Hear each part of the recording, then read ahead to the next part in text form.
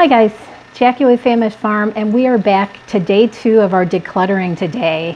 But I thought it might be helpful if you guys had 4 points to keep in your mind as you go about whether you're unpacking or packing for a move.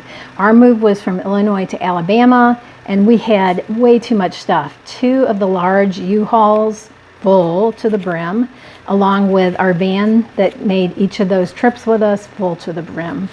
So what's the first thing you need?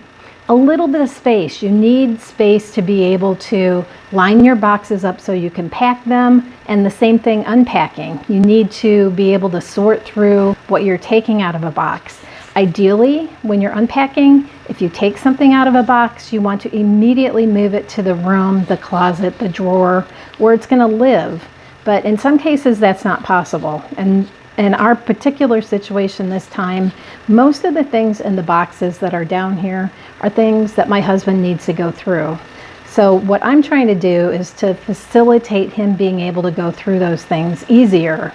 So as I unpack boxes, I'm stacking them into stacks of particular types of magazines, particular types of receipts, whatever the case may be. And in that way, he can come through after me and quickly decide, well, that needs to go, this needs to stay. And it's just easier to make those decisions. So a little bit of space is really helpful.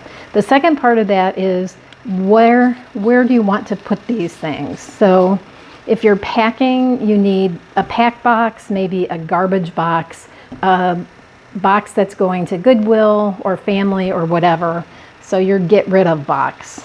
In our case, we have garbage cans that we're using, where hopefully a lot of this will go, she says with fingers crossed.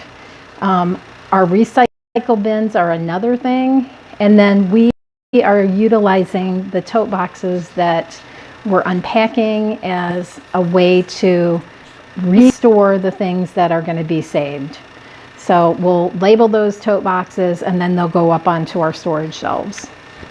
So the third thing that you need is perhaps some patience and good humor. And this is where I really need the help. And I know on our second day here of this declutter, Rod could tell I was getting, hyped up.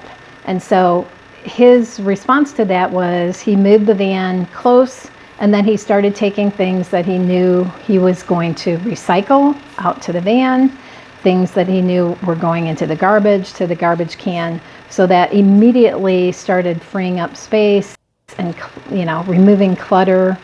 And so like I could breathe again.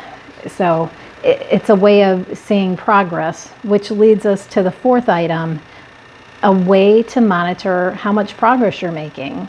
So behind me, those 3 stacks of boxes are the tote boxes that we've emptied as we've started decluttering.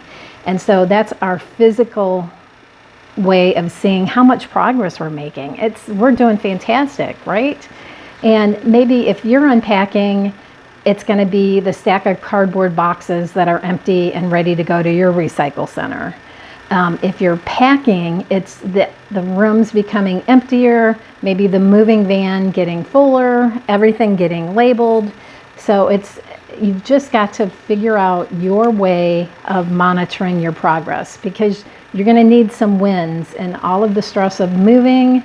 You need a couple easy wins, and that's what you want to do. It's an easy win. I can look at that stack of boxes and I know we're making progress. So consider those 4 things to help you get through your move or your decluttering project, and hopefully it will be a success, like ours is going to be.